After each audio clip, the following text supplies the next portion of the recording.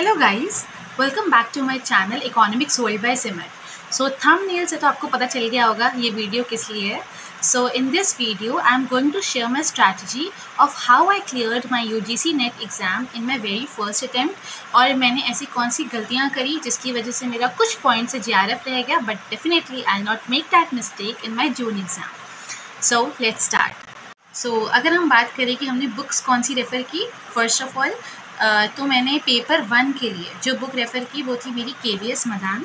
ये बुक मैंने रेफ़र करी। एंड सबसे बड़ी बात कि मैंने सारे topics, most of the topics मैंने यूट्यूब से ही कवर किए। यूट्यूब पे भी जो हमारी फ्री क्लासेस होती हैं, आप अनअकैडमी पे आपकी जो फ्री क्लासेस होती हैं, तो मैंने उन एजुकेटर्स का यूज़ करके मैंने पेपर 1 क्लैरिफाई किया। प्लस मैं इस बुक को भी एज अ गाइड मान के चलती थी। पेपर 2 इकोनॉमिक्स, उसके लिए मैंने सिमरनजीत मैम है यूट्यूब पे, मैंने उनको रेफ़र किया। उसके बाद उनकी वीडियोस को, एंड उनकी एक बुक भी है, ये वाली बुक बहुत अच्छी है, इसको रेफ़र किया। बाकी जो हमारी इकोनॉमिक्स की बुक है, माइक्रो के लिए HL आहूजा हो गई, मैक्रो के लिए भी HL आहूजा हो गई, सो उन बुक्स को मैंने रेफ़र किया। ये बुक्स हो गई हमारी।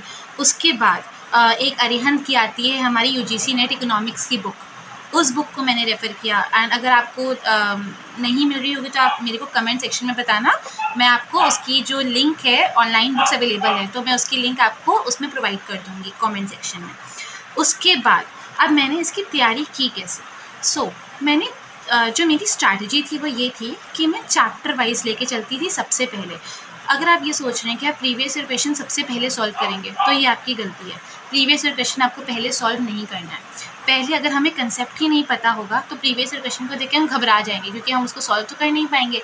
सबसे पहले आप कंसेप्ट्स को बिल्डअप करो। मैंने, चाहे वो पेपर 1 हो चाहे वो पेपर 2 हो, मैंने सबका पहले यूनिट्स कंप्लीट किए थे।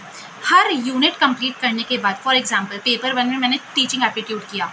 टीचिंग एप्टीट्यूड करने के बाद उससे रिलेटेड जितने भी प्रीवियस ईयर क्वेश्चन पूछे जाते थे, मैं वो सारे प्रीवियस ईयर क्वेश्चन करती थी। पेपर 2 माइक्रो इकोनॉमिक्स मैंने किया खुद से। उसके बाद फिर मैं उसके पास ईयर क्वेश्चंस करती थी।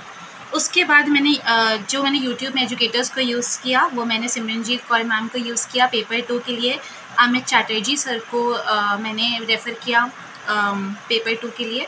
एंड पेपर 1 के लिए कुमार भरत सर जी हैं, उनको मैंने रेफ़र किया।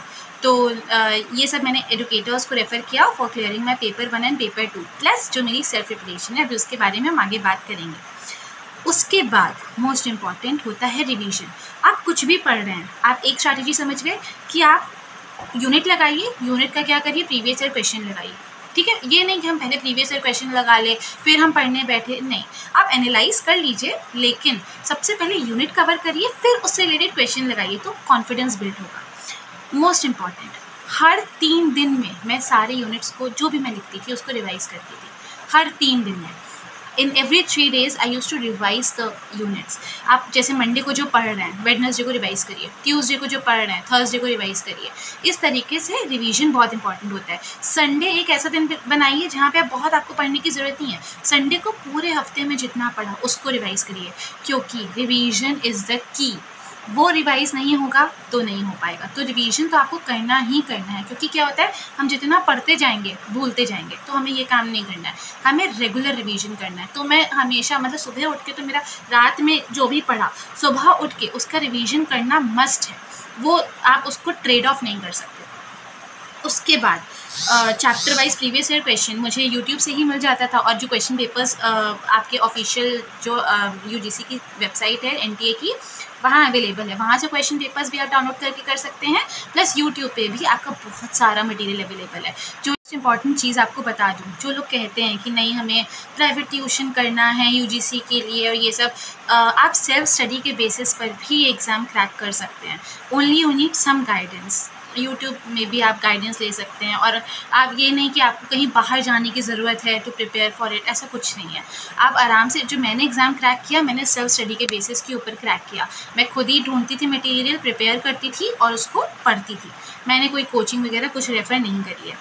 उसके बाद मैराथन ऑफ चैप्टर्स, मतलब यूट्यूब पे आप देखते होंगे कि बहुत सारी मैराथन अवेलेबल होती है, तो जो भी आप यूनिट पढ़ रहे हैं पढ़िए, उसके बाद उसकी कोई मैराथन देख लीजिए, लेकिन वो भी आपको सर्च करनी पड़ेगी।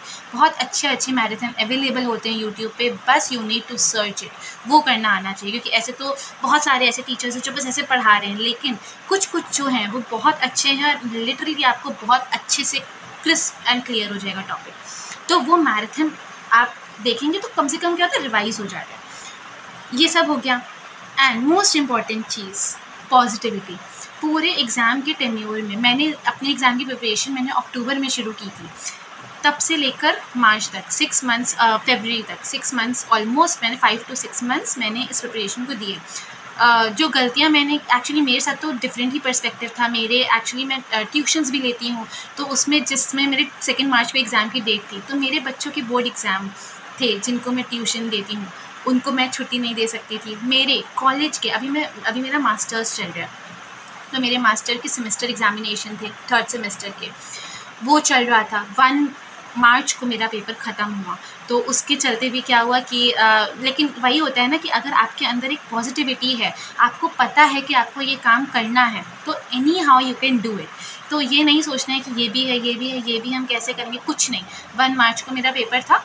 1 मार्च को मैं क्या हुआ, हाँ 1 मार्च को मेरा पेपर था, तो 1 मार्च के बाद क्या हुआ कि 2 मार्च को मेरा नेट का एग्ज़ाम था। तो मैंने सेमेस्टर एग्जामिनेशन भी मैनेज किए एंड मेरा यूजीसी नेट का एग्ज़ाम भी मैनेज किया। आपको मैनेज करना आना चाहिए। तो ये मत सोचिए कि अगर बहुत सारी चीज़ें हैं तो हम कैसे मैनेज करेंगे, नहीं।